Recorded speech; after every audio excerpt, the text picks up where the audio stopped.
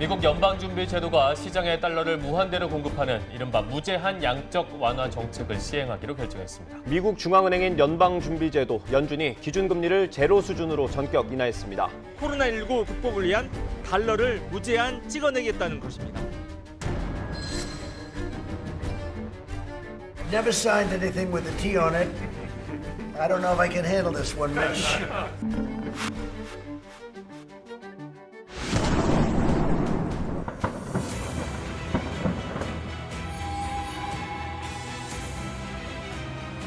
현재 미국에는 1970년대 이래로 40년 만에 최악의 물가 상승, 즉 인플레이션이 일어나고 있고요.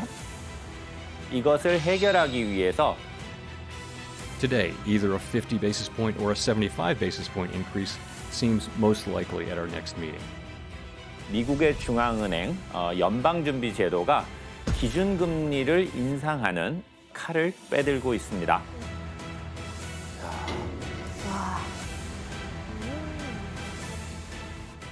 그 파급력이 지금 엄청나게 이루어지고 있어가지고요. 네. 스리랑카나 신흥국에 투자된 달러가 다시 미국으로 빠져나가고 덩달아서 세계 경제가 매우 불안정해지고 있습니다.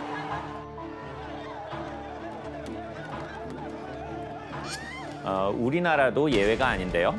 한국은행이 미국에 발맞추어서 소비자 물가 상승률이 1998년 외환위기 이후 처음으로 6%대로 높아졌습니다. 한국은행 기준금리를 2.25%로 50bp 인상하여 통화정책을 운영하기로 결정하였습니다. 지금 금리를 인상하면서 은행 대출에 대한 이자 부담이 커지고 아울러서 경제 활동도 위축되는 그러한 움직임이 있습니다.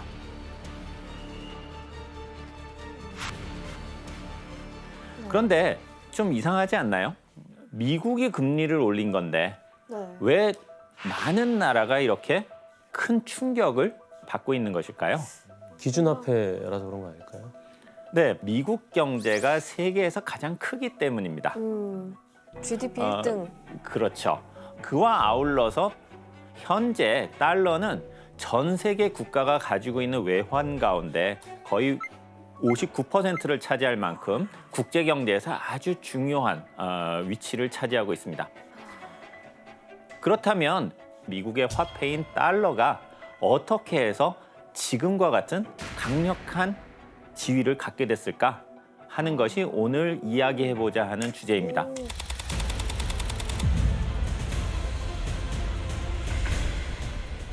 건국 이래로 미국 경제는 굉장히 많은 우여곡절을 겪었는데 그 가운데서도 사람들을 매우 혼란에 빠뜨린 것 중에 하나가 바로 통화제도였고요. 그래서 통화제도의 정비와 아울러서 중앙은행을 설립하는 것이 필요하다라는 목소리가 점점 힘을 얻어가고 있었죠. 하지만 중앙은행을 설립하는 것은 연방정부의 힘을 지나치게 강화할 수 있다는 그 이유 때문에 여전히 반대하는 사람들도 적지 않았고요. 그런데 큰 사건이 하나 벌어지게 되고 그 큰 사건이 이 중앙은행은 만들어야 된다와 안 된다라는 대립구조를 깨뜨리게 됩니다. 뭐죠? 또 전쟁? 바로 1906년에 일어났던 샌프란시스코 대지진입니다. 진도가 8.3이나 되는 대지진이었습니다. 8.3?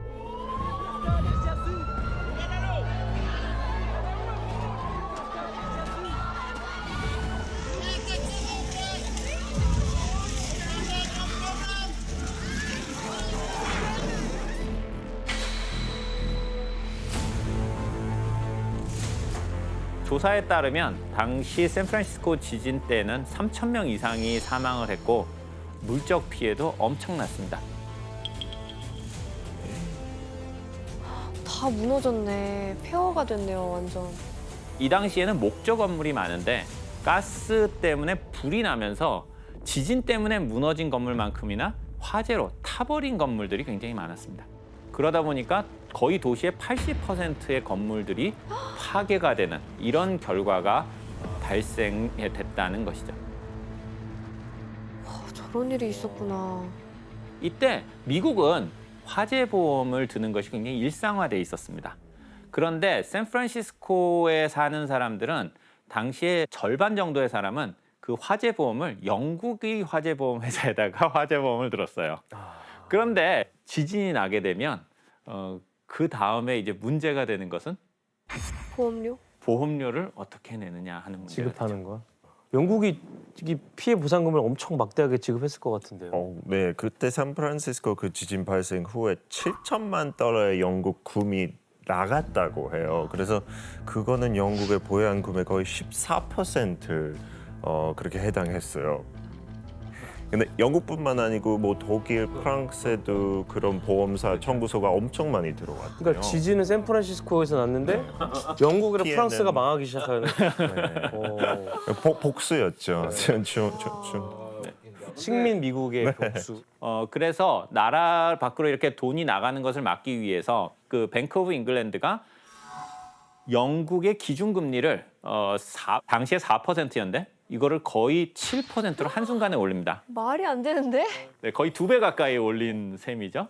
만약에 우리나라가 금리가 10%인데 미국의 금리가 20%가 됐다고 해보겠습니다. 그럼 어떤 일이 발생을 할까요? 우리나라에서 돈을 가지고 있는 사람들이 있다면 똑같은 은행에 맡길 때 미국 은행에 맡기는 걸 더 선호하지 않겠습니까? 그럼 금이 다시 영국으로 흘러 들어가나요?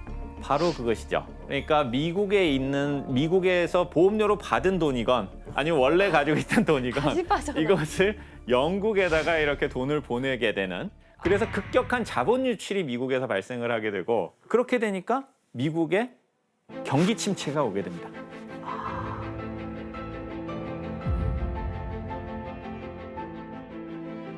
그렇게 경기 침체가 오니까 주식 시장도 폭락하고, 그 과정에서 은행이 문을 닫는 이런 일들이 마구 이제 발생을 하게 된 것이죠. 그럼 미국도 뭔가 경제를 안정화시키는 뭔가를 해야 되는데 미국에는 중앙은행이 없습니다. 없죠. 이 상황에서도 미국의 심각한 경기 침체와 금융위기를 해결하기 위해서 나섰던 사람이 있었어요. 그만한 돈을 가지고 있었던 사람이 있었는데 바로 그 사람이 누구냐면 바로 JP 모건이었습니다. JP 모건. 한 번쯤은 JP 모건이라는 이름을 들어보셨죠? JP 모건 알죠. 그러니까 저 한 인물이 미국 경제를 막 좌지우지할 수 있잖아요. 그렇죠. 예. 머건은 이제 은행을 가지고 있는 엄청난 부자예요. 머건이 이제 설립한 JP 모건 체이스 은행은 미국에서 돈이 제일 많은 은행.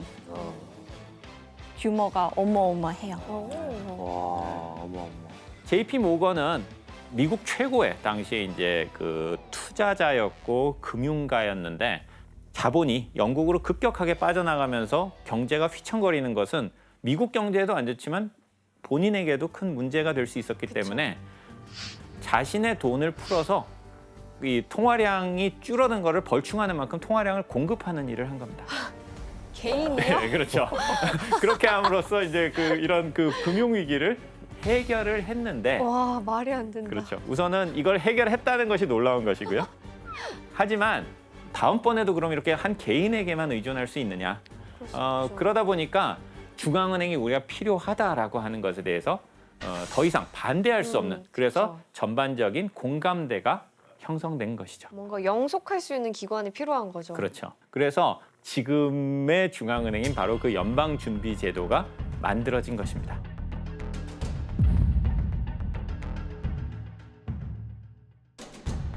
요즘 TV에서 바로 페드라고 들리는 나오는. 페드라고 불리는 바로 그 조직이죠. Small business owners, residents of low and moderate income. 그런데 왜 미국은 은행이라는 이름 말고 연방준비제도라고 부를까요? 뭔가 그 중앙은행이라는 말에 좀 예민한 것 같아요. 뭔가 맞습니다. 우리의 자유를 구속하는 것 같고. 그렇습니다.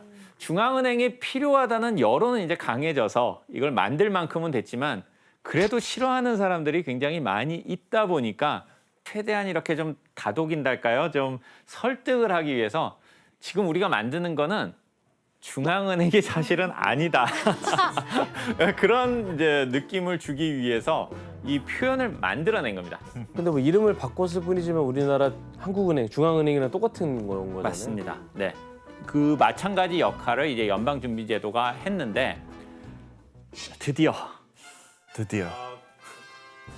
달러가 등장하나요? 그렇습니다. 네. 연방준비제도가 드디어 돈을 찍어내기 시작을 했다는 것입니다. 맞구나.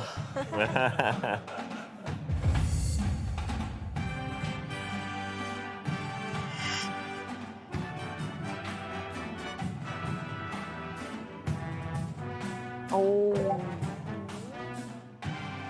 참 우여곡절이 많았죠. 드디어 우리가 아는 달러가 탄생을 한 것입니다. 어떻게 보면 거의 지금 지폐와 같지만 조금 따지고 들어가면 지금 지폐와 엄청난 차이가 있는 내용이 이 지폐에 이렇게 표시가 돼 있는 부분이 있습니다. 뭐야?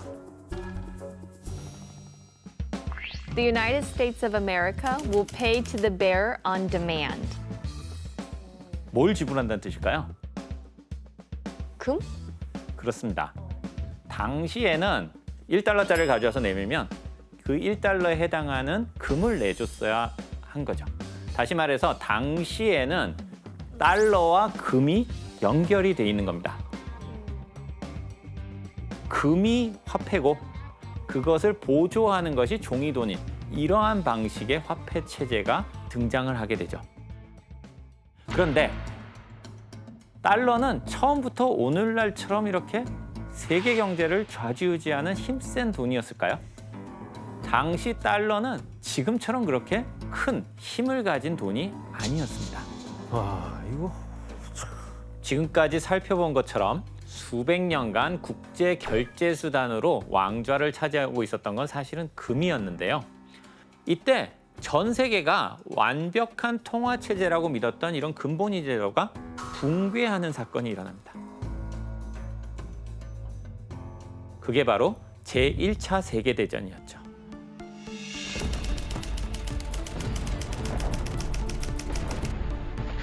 제1차 세계대전 당시에 유럽 국가들은 전쟁을 하기 위해서 역시 막대한 자본이 필요했습니다.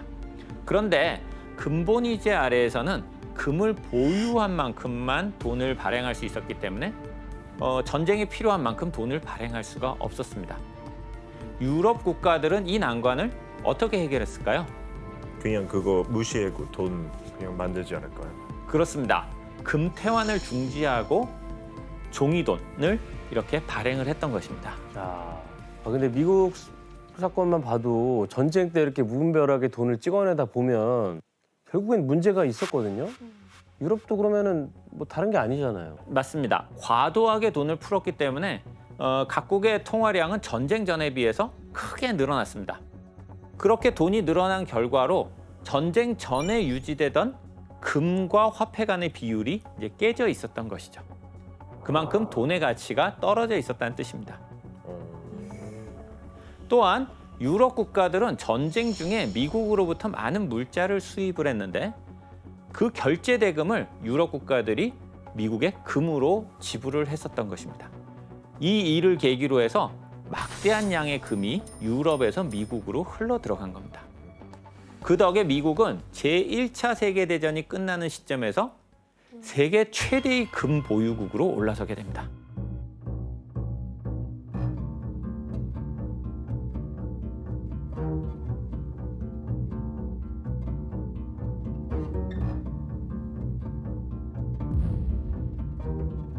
한편 전쟁이 일어났던 유럽 국가들은 심각한 경기 침체가 발생하는 문제가 발생했죠.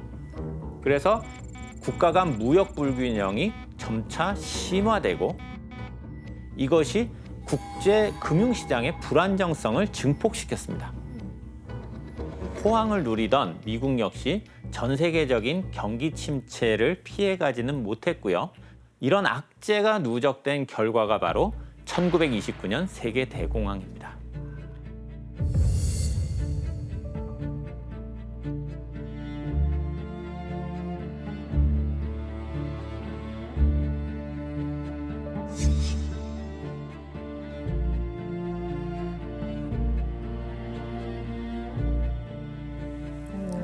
저게 급식줄인가요? 배급줄? 급식줄 맞아. 네, 급식소 앞에서 무료 배식을 기다리는 사람들의 모습입니다. 1930년대에는 미국 전역에 있는 수만 개의 회사가 파산하고 9천 개 이상의 미국 은행들이 문을 닫으면서 약 1,500만 명의 미국인이 일자리를 잃었다고 합니다. 다음 사진을 볼까요? 저를 사세요, 이런. I am for sale. I must have work or starve.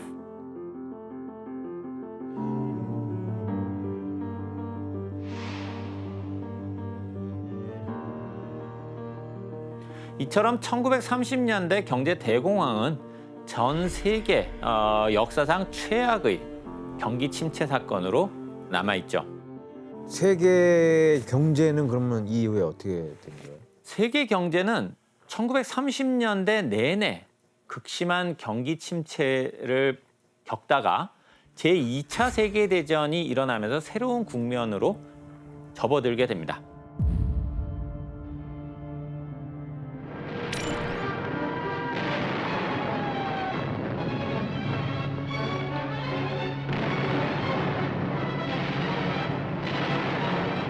전쟁이 끝나갈 무렵인 1940년대 중엽이 되면 미국이 전후 세계 경제를 주도하는 중심 국가로 명확하게 등장을 하게 되죠.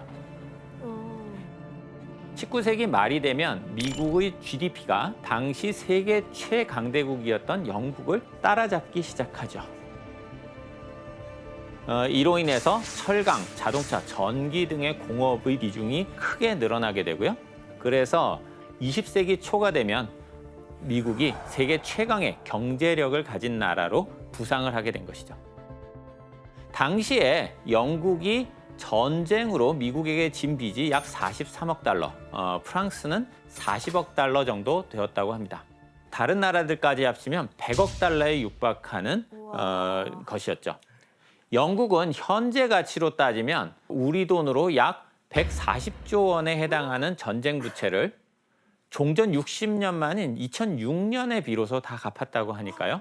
이 돈의 규모가 정말 어마어마한 것이었죠. 진짜 어마어마했네. 해가 지지 않는 나라. 정말 전 세계 최고의 나라였는데 이게 이 타이틀을 미국에 뺏겼거든요. 좀 약간 좀 섭섭하시겠어요, 서운하고. 이 질문 속상하고. 자체도 섭섭해요. 영국은 진짜 제일 큰 거 유럽에서 그 1, 2차 세계대전가 있기 때문에 그거 극복하는 거 너무 어려웠어요.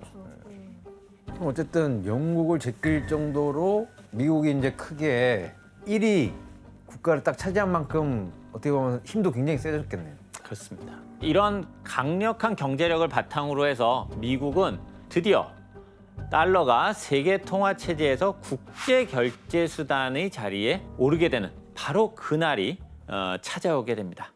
대공황을 불러일으켰던 여러 가지 문제를 막을 수 있는 국제 체제를 만들고자 했고 붕괴한 근본위제를 대신할 새로운 통화 체제가 마련되었습니다. 그게 바로 브레튼 우드 체제라고 하는 것이죠.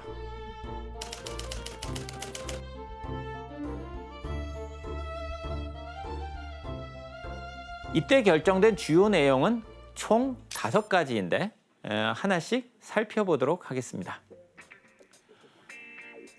첫 번째로 미달러화를 기축통화로 하는 금환본위제를 만든다.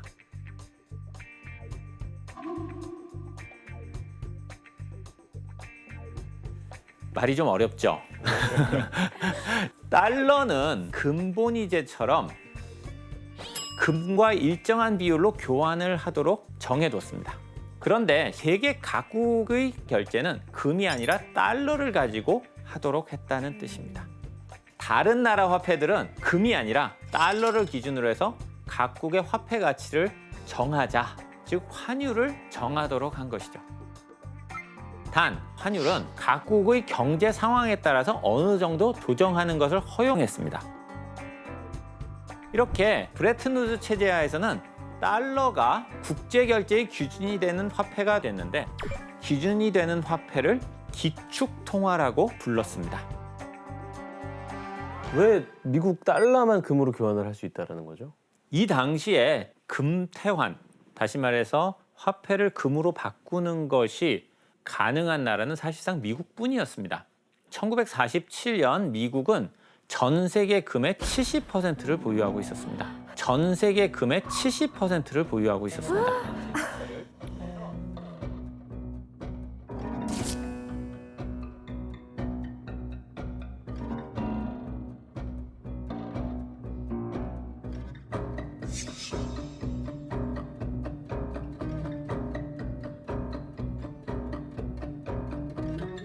진짜 어마어마했네.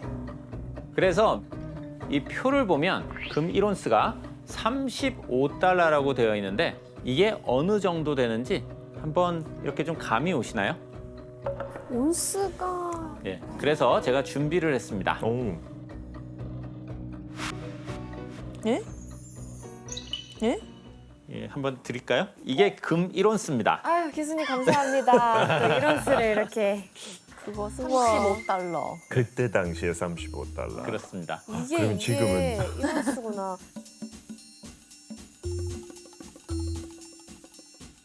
이 정도 되는 금을 이 1944년에는 당시에는 35달러로 교환을 할 수가 있었습니다. 금 1온스가 지금 시세로 하면 우리 돈 약 250만 원 정도에 해당하는데요. 당시에는 이게 35달러에 교환이 된 것이죠. 교수님 감사합니다. 그리고 국제통화기금을 만들었습니다.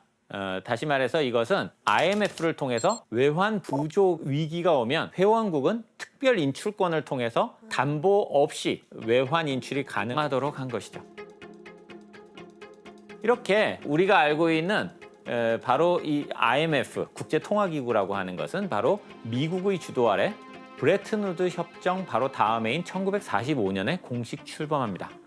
IMF. 정부가 결국 국제통화기금 IMF에 구제 금융을 신청하기로 했습니다.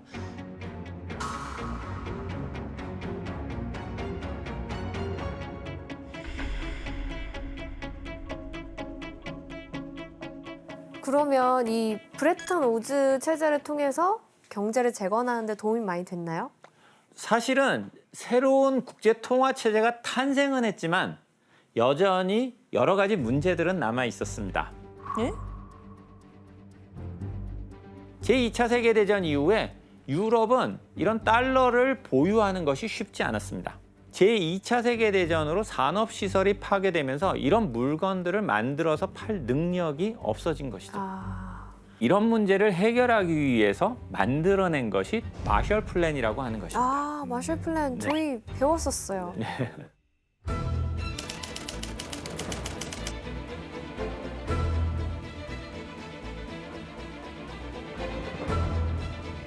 It is logical that the United States should do whatever it is able to do to assist in the return of normal economic health in the world, without which there can be no political stability and no assured peace. 미국은 1948년부터 약 4년 동안 서유럽 17개국에 약 130억 달러를 지원합니다.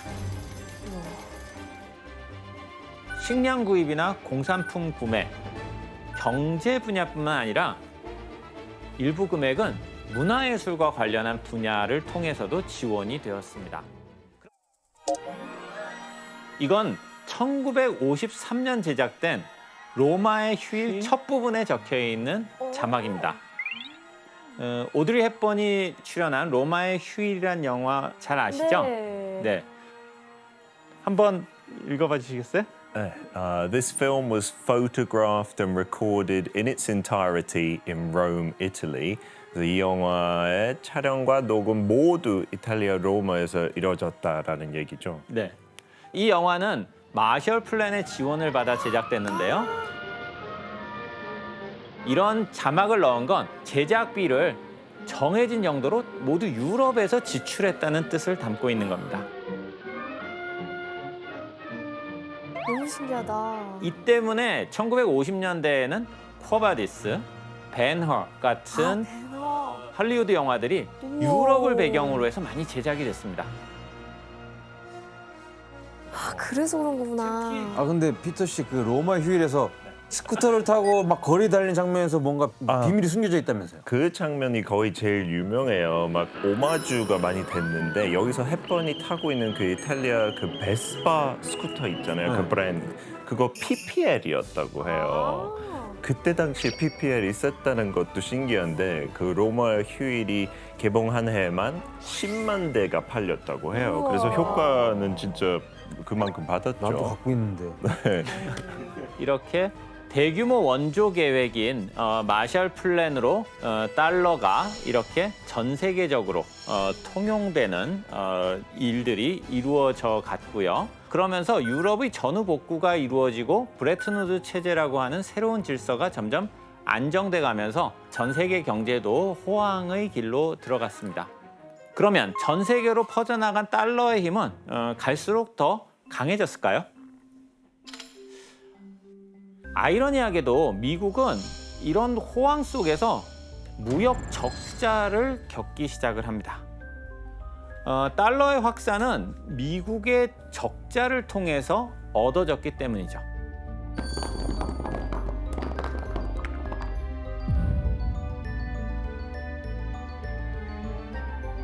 국내뿐 아니라 국가 간 교역이 원활하게 이루어지려면 충분한 통화가 전 세계적으로 공급되는 것이 필요합니다. 그런데 이런 달러의 공급은 미국이 무역에서 적자를 봐야 가능한 것입니다. 그래서 1960년대에 미국은 자기 금고에 가지고 있는 금보다 훨씬 많은 양의 그 달러를 찍어냈고요. 이것이 이제 문제를 일으키기 시작을 합니다. 게다가 1960년대 이 베트남 전쟁으로 인해서 달러의 발행량은 더욱 늘어나면서 금과 달러 간의 불균형이 점점 심화되기 시작을 했죠. 당연히 다른 나라들은 이러한 미국의 행보를 이상하게 생각하기 시작을 했습니다. 이때 프랑스가 문제 제기를 합니다. Le fait que beaucoup d'États acceptent par principe des dollars au même titre que de l'or entraîne les Américains à s'endetter et à s'endetter gratuitement vis-à-vis de l'étranger, car ce qu'ils lui doivent, ils le lui payent avec des dollars qu'il ne tient qu'à eux d'émettre. Nous estimons nécessaire que les échanges internationaux soient établis comme c'était le cas avant les grands malheurs du monde, sur une base monétaire indiscutable et qui ne porte la marque d'aucun pays en particulier. 근데 저거 어느 정도 맞는 말도 있어 지금 들어보면. 아 맞지? 내가 갑자기 너한테 엄청 빚을 진 다음에 찍어가지고 줘버리고. 뭐야 그게? 그렇게 했다는 거 아니에요 지금까지? 그렇습니다. 이런 드골 대통령의 못 믿을 달러 발언으로 세계 다른 나라들이 가진 달러에 대한 믿음 역시 크게 흔들리게 되죠. 이런 딜레마 혹은 진퇴양난의 상황을 경제 용어로서는 트리피니 딜레마라고 합니다.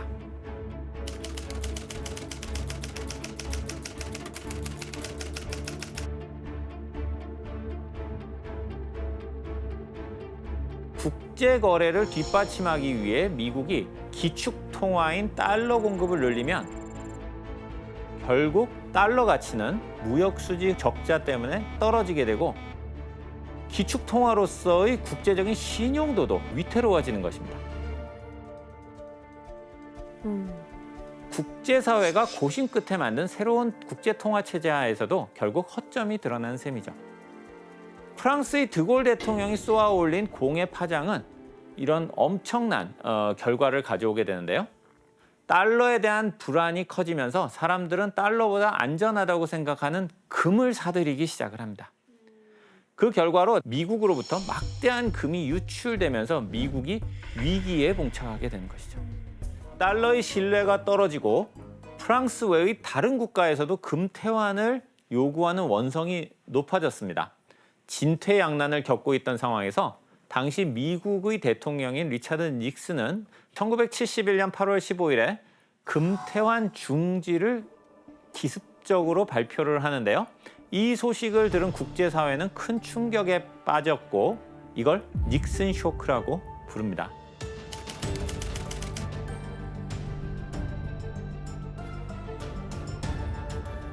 He is by far the strongest in the world to defend the dollar against the speculators. I have directed Secretary Connally to suspend temporarily the convertibility of the dollar into gold or other reserve assets, except in amounts and conditions determined to be in the interest of monetary stability and in the best interest of the United States. 근데 금이랑 달러를 교환해주기 때문에 달러가 기축통화가 된 거였잖아요. 네. 근데 이제 금이랑 안 바꿔주면 달러는 어떻게 되는 그러니까 건가요? 뿌리를 없애버리는 거 아니에요? 이렇게 되면? 그렇습니다. 닉슨 대통령의 발표 이후 여러 나라들은 혼란에 빠졌습니다. 달러에 대한 국제사회의 신용도가 떨어지면서 사람들이 달러 대신에 믿을 수 있는 것은 실물 자산이다. 그래서 실물 자산인 금과 은을 사기 시작을 합니다. 그러면 이제 금값이랑 은값이 올라가겠네. 네, 상황이 이렇게 되니까 자연스럽게 달러가 더 이상 기축통화로서의 기능을 못하게 될 것이다라는 위기론이 이제 떠오르기 시작을 합니다. 그렇다면 기축통화로서 달러의 위기는 어떤 여파를 가져왔을까요? 과연 달러의 가치가 떨어지게 된 것은 미국만의 위기였을까요? 달러의 가치가 낮아지고 금값이 뛰는 건 국제거래에 달러를 사용하던 다른 나라 경제에도 치명적이었습니다. 닉슨 쇼크로 달러와 금의 연결고리가 끊어지면서 다른 나라들이 보유한 달러까지도 결국에는 가치가 떨어진 것이죠. 또 하나 문제가 됐던 건 바로 브레튼 우드 체제에 명시된 고정환율 제도입니다. 예를 들어 1달러와 같은 가치는 우리나라 원화 1,000원이라고 이렇게 정해놨던 것입니다. 그런데 1달러의 가치가 계속 떨어지는 상황에서 원화만 환율을 1,000원으로 유지한다면 당연히 우리나라가 손해를 보게 되겠죠. 네. 그래서 이 문제를 논의하기 위해서 1976년에 IMF 회원국들이 자메이카 킹스턴에 모이게 됩니다. 그리고 환율이 이제는 각국의 시장에 따라서 자유롭게 결정되도록 하자고 공식적으로 합의를 합니다. 그때부터 이제 고정환율제가 아닌 거네요. 그렇습니다. 이것이 바로 오늘날까지 이어지고 있는 변동환율 제도죠.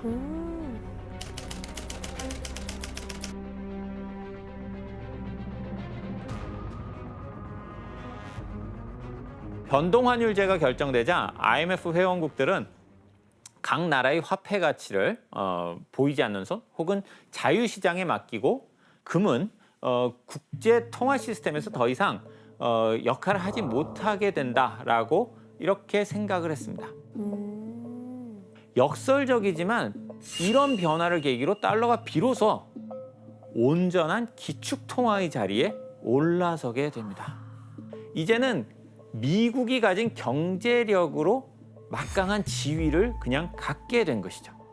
즉, 금과의 관계가 아니라 화폐의 가치만으로 진정한 기축통화의 자리에 올라서게 된 겁니다.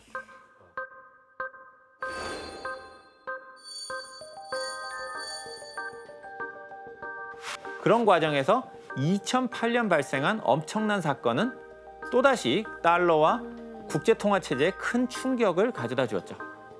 난리가 났었죠. 이른바 2008년 금융위기 사태가 터진 것이죠.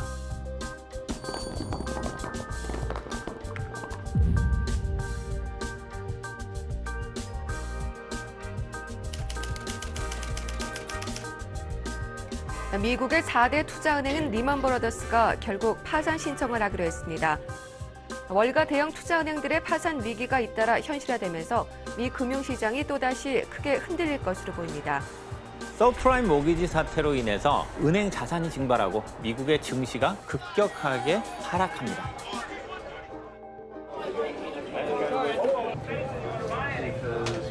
미국발 금융위기로 우리 금융시장은 이번 주 내내 요동쳤습니다. 우리나라 한 가구의 평균 빚이 3,840만 원으로 사상 최고치를 기록했습니다. 1929년 대공황과 같은 속도로 경기 침체가 진행이 되었는데요. 그것 때문에 미국은 물론 전 세계도 큰 혼란에 빠져들게 됐습니다. 근데 미국발 금융위기로 유럽도 좀 많이 휘청였다고 들었거든요. 엄청났죠. 그때 당시에 런던도 금융 약간 센터였어요, 유럽 쪽에. 그래서 아는 사람들도 투자은행 다녔다가 뭐 월급 깎였거나 아니면 아예 해고 당한 사람들도 많았고, 진짜 일반 사람들도 어떤 제2금융은행들 조금 불안해서 돈 막 빼려고 막 줄을 서고. 아직까지 힘든 것 같아요, 영국도. 그때 그 2008년 서프라임 모기지 때문에 전 세계가 막 휘청거렸는데 어떻게 수습이 됐어요? 미국에서는 그 경제 대공황 연구자였던 벤 버냉키 의장이 대공황의 비극을 되풀이하지 않기 위해서 아무도 예상하지 못한 극약 처방을 내놓습니다.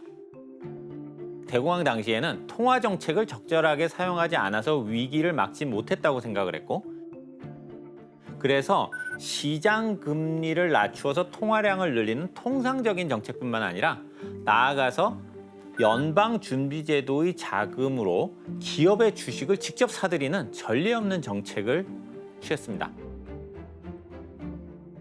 이것을 양적 완화, 영어로는 이제 quantitative ease라고 그러죠. 은행에만 돈을 빌려줘야 되는 제도인데 그 규칙을 깨고 기업을 살리기 위해서 일반 기업에다가 직접 자금을 공급하는 방식으로 시장에다가 통화량을 공급을 했던 것이죠. The FOMC believes that a highly accommodative stance of monetary policy will be appropriate for an extended period. 이후에 벤 버냉키 의장은 경제가 어려울 땐 헬리콥터로 공중에서 돈을 뿌려서라도 경기를 부양해야 된다라고 말을 했습니다. 당시와 같은 급격한 경기 침체를 막으려면 미국 내에 달러가 많이 돌도록 통화를 증대시켜야 한다는 것을 그 헬리콥터 머니라는 표현에 빗대어서 설명을 한 것이죠. 이후로도 미국 정부와 연방준비이사회는 2010년, 2012년에 1차, 2차, 3차의 양적 완화를 진행하면서 천문학적인 돈을 시장에 푸는데, 이때 푼 돈의 규모가 무려 4조 5천억 달러 정도가 됩니다. 4천조, 거의 5천조. 이렇게 적극적으로 시장에 달러를 공급하니까 변화가 일어났습니다. 2008년 10%까지 치솟던 미국의 실업률은 2014년에는 5.9%까지 떨어졌고요. 2015년이 되면 경기 회복이 이루어진 것입니다. 그런데 경기 회복으로 모든 문제가 끝난 것이 아닙니다. 그동안 회복을 위해서 엄청나게 뿌려놓은 돈을 어떻게 수습할 것이냐, 이 미국 정부의 큰 숙제로 남게 된 것이죠. 걷어들여야 되나? 그렇습니다. 문제는 미국이 달러를 줄이면 세계 각국이 보유한 달러가 연쇄적으로 줄어들게 되면서 경기 침체를 가져오고 심하게 되면 그 나라들의 경제 위기가 일어날 수가 있습니다. 그래서 미국은 지나치게 많이 공급된 달러로 인한 인플레이션과 자산 가격 상승의 부작용에도 불구하고 달러를 마음대로 줄이지를 못했던 것이죠. 이런 미국의 경제 상황 속에서 2020년 전 세계에 덮친 코로나 팬데믹이 또 발생을 합니다. 맞아.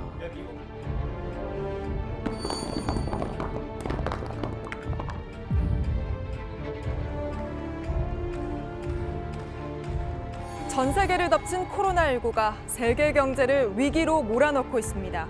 메르스 사스와는 비교가 안 되는 비상경제 시국이라며 22.6%가 내린 1987년 블랙 먼데이 이후 33년 만에 가장 많이 빠진 겁니다. Today I am officially declaring a national emergency. Two very big words. The action I am taking will open up access to up to $50 billion of 미국 입장에서는 엎친 데 덮친 격이었습니다. 다시 오히려 돈을 더 푸는 양적 완화 정책을 지속할 수밖에 없었는데요. 이런 상황을 풍자한 담은 만평을 하나 보도록 할까요? 네. 최근 만평이겠네. 그렇습니다. 그래서 이제 여자가 아직도 있는데 그리고 남자분이 그냥 일시적일 뿐이야 라고 대답해요. 밥 먹으면서. 마구 먹고 있는데 이렇게 늘어난 저 체중이 그냥 일시적일 뿐이야. 그렇게 얘기를 하는 것이죠. 그러니까 연방준비제도가 계속 저 인플레이션 상황을 방치하고 있다는 거네요. 그런 뜻입니다. 2021년에 바이든 대통령과 연방준비제도의 그 제롬 파웰 의장은 인플레이션이 단지 일시적일 뿐이다. 이 만평이 이야기하는 것처럼 이렇게 이야기를 했습니다. 하지만 그해 연말에 연방준비제도는 그 말이 실책이라고 이야기하면서 그 정책의 방향을 이제 바꾸기 시작을 하죠. 그리고 지난 6월에 6월 초죠. 지난 6월에 연준은 기준금리를 인상한다고 발표하면서 전 세계가 들썩이고 있습니다. 미국 중앙은행인 연방준비제도가 기준금리를 2단계인 0.5%포인트 인상을 단행했습니다. 연방준비제도가 기준금리를 0.75%포인트 대폭 인상했습니다. 또 올해 연말 기준금리를 3.4% 전망하면서 앞으로 이어지는 회의에서도 인상을 예고했습니다. 그러면 이번에 그 연방준비제도가 금리를 인상한 이유가 이 전 세계에 뿌려진 달러를 다시 거둬들이려는 건가요? 그렇습니다. 올해 미국의 정부 부채는 31조 4천억 달러를 넘어서 역대 최고치를 달성하고 있고요. 이와 아울러서 인플레이션도 어마어마하게 심각한 수준에 도달하고 있습니다. 미국이 더 이상 자국의 상황을 두고 볼 수만은 없는 상황이 되면서 통화량을 줄이기 위해 금리를 큰 폭으로 올리는 조치를 지금 취하고 있는 것이고 이것이 또 세계 경제에 어마어마한 영향을 미치고 있는 것이죠. 결국 인플레이션이 계속 지속되는 거를 막기 위해 그런 금리 인상을 한 거네요. 그렇습니다. 좀 빨리 하시지. 15년도에. 네, 오늘 우리는 달러의 역사를 살펴봤습니다. 제2차 세계대전 이후 오늘날까지 달러는 세계 화폐로 활용되고 있습니다. 그런데 미국은 기축 통화의 지위를 가지고 많은 자국의 이익을 얻기도 하지만 큰 비용도 치르고 있습니다. 과연 현재와 같은 통화 질서 체제가 얼마나 지속될지 그리고 달러의 위상은 어떻게 바뀌어 나갈지는 아무도 모릅니다. 단지 급변하는 세계 질서 속에서 우리가 생존하고 번영하려면 국제 경제를 잘 이해해야 되는데 그러기 위해서는 달러를 중심으로 하는 현재의 국제 통화 체제를 제대로 파악하는 것은 매우 중요합니다. 이런 맥락에서 여러분들에게 조금이나마 도움이 될 수 있었기를 기대합니다.